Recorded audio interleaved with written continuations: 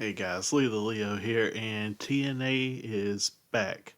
And today I'm going to be kind of going back and forth of why I think it's a good thing for the company and why I think it's a bad thing for a company.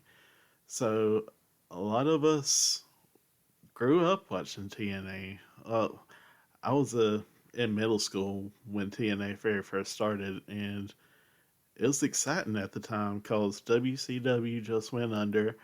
I was a big WCW fan as a kid, and it seemed like there's going to be only one major company in the U.S. And when TNA came on board, I mean, it was a good thing. There was an alternative. Sure, they had their goofy moments, but every wrestling company does. They also had a lot of good things. Like, for myself, I didn't watch the final years of WCW. So I didn't know who AJ Styles was until I started watching TNA. And I didn't know who Christopher Daniels was, Samoa Joe. Like, it introduced a lot of people to guys like those guys. And it was a good thing for the industry as a whole. Of course, things weren't always perfect, like I said earlier, but it was something different. It was opportunity for more people to find work in the industry. I mean, if there's only one place for people to go to, that's just less jobs for people. It's basic business. And that's a good thing about AEW and what they've been doing. And now that they've announced the return of TNA, I don't know how to feel about it. Um, I can see how it would be a good thing, bring back some of the older fans, but I'm curious as to why they're doing it because it seemed like ever since they changed from TNA to Impact, they've had an identity crisis. Like they didn't know who they were anymore. They went through several name changes. The Global Force being one of the most infamous ones. It didn't turn out too well for them. And then they switched back to Impact, and it seemed like they were just going to stick with that name. And sure, they had their low times. I mean, after all the big names left, like Kurt Angle, AJ Styles, once those guys left, there wasn't, I'm not going to say there wasn't a good reason to watch it, but it was just hard to watch it. Sure, they brought in guys like Drew McIntyre, known as Drew Galloway back then, and Bobby Lashley. They had Eli Drake, who is now LA Knight. They had a good roster, but it just wasn't the same. And going from being kicked off of Spike, and we all know why they got kicked off Spike. If you don't, look it up. So I'm not going to have some angry New Yorker coming after me.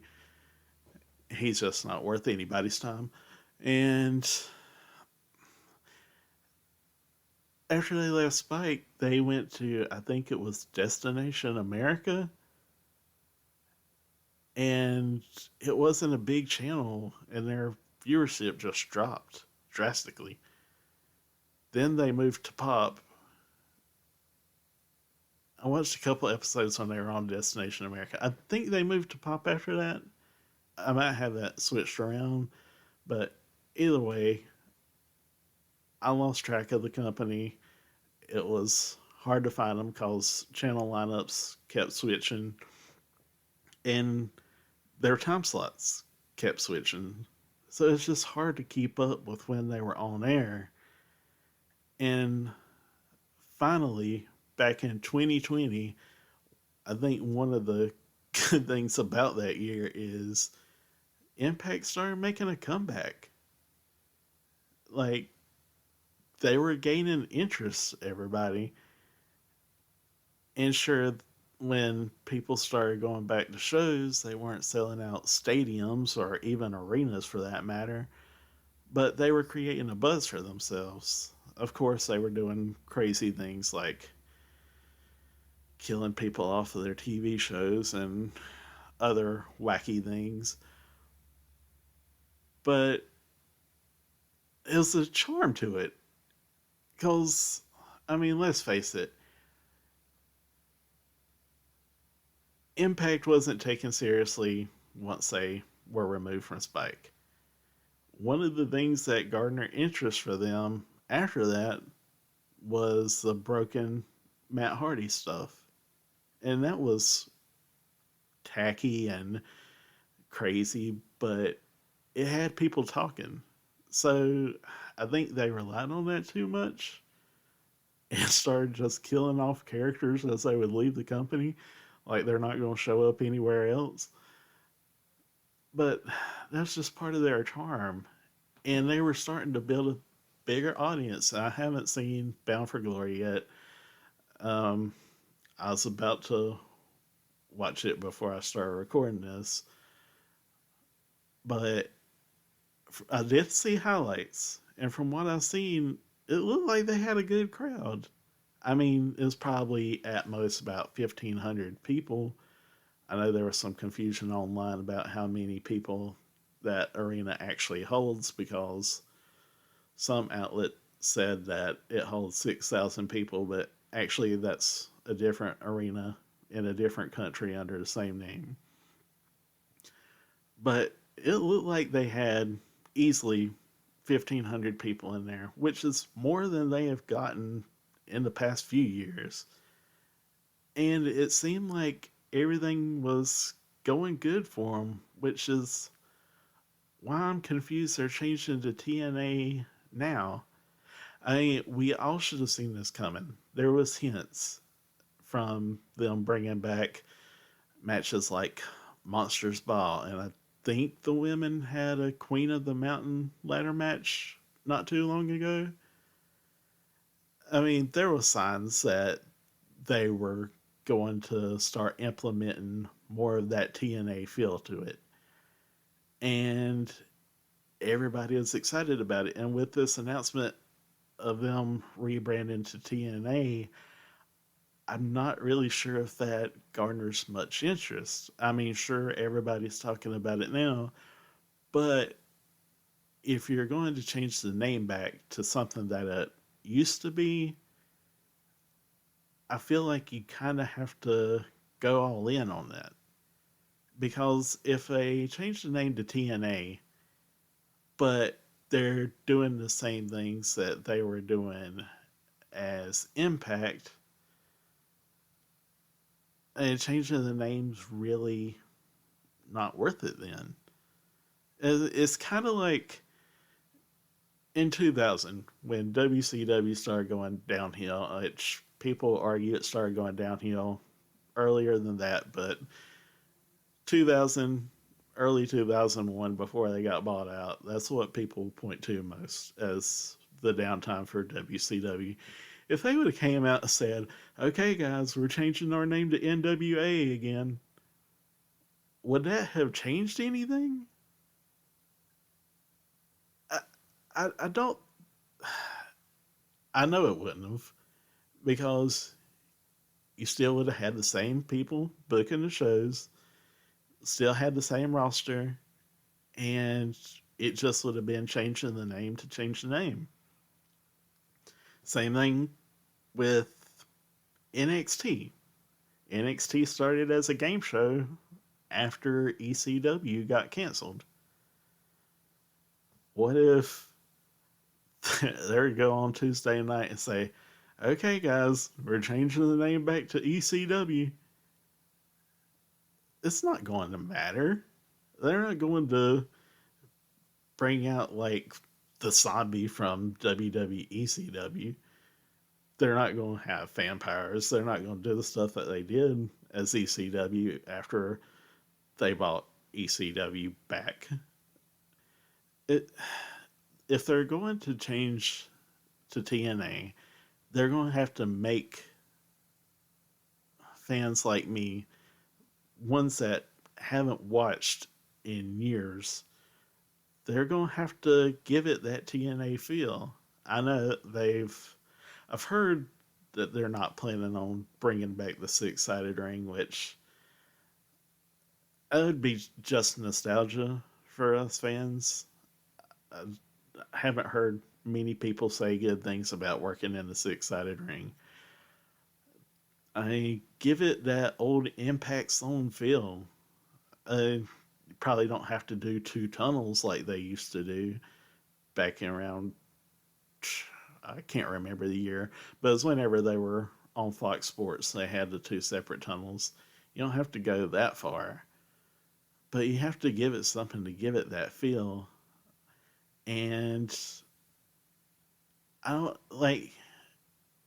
like I said, changing the name isn't going to do anything because it's still the same roster, still the same people booking the shows.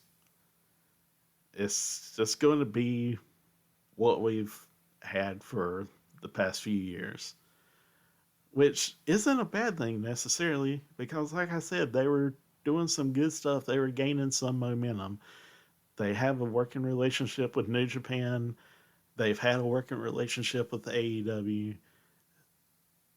They had a lot of things going in their direction. And I hope that things keep going in that direction. My biggest fear about them changing the name back to TNA is that it's going to raise too many expectations that they're not going to be able to fulfill. Then again, I could be wrong. They could come out this week, or they're not changing the name until next year, 2024. I think Hard to Kill is going to be the first show under the TNA name again. They could come out and be a completely different company. I mean, they got a few years to change things up. It's not out of the realm of possibility, but I don't know. I just don't know how to feel about it right now because I'm excited. The TNA name's back. I have a lot of good memories from watching TNA from back in the day, but I also have good memories from watching after they changed the name to Impact.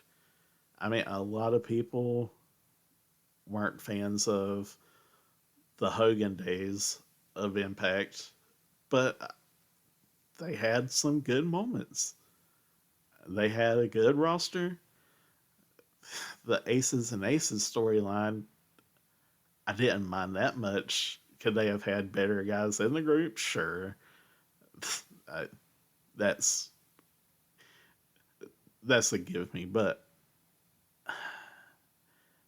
they had some good moments back then, and a lot of people looked down on those days, saying that that was when the company started going downhill. I don't think the companies necessarily started going downhill until after they left Spike. I felt like the show was still good, and then they left Spike, and like I said, they just had an identity crisis during that time. I mean, changing the ring ropes to green, calling it Global Force, that flopped big time. So nobody was a fan of that. That was around the time I stopped watching before that. But yeah, I hope that this leads to something good. I'm rooting for them. I I don't know. What do you guys think? Leave your comments down below and let me know. You think this is a good thing for the company? Is it a bad thing potentially for the company? Um, I mean, I can see optimism, but I can also see a big letdown heading our way.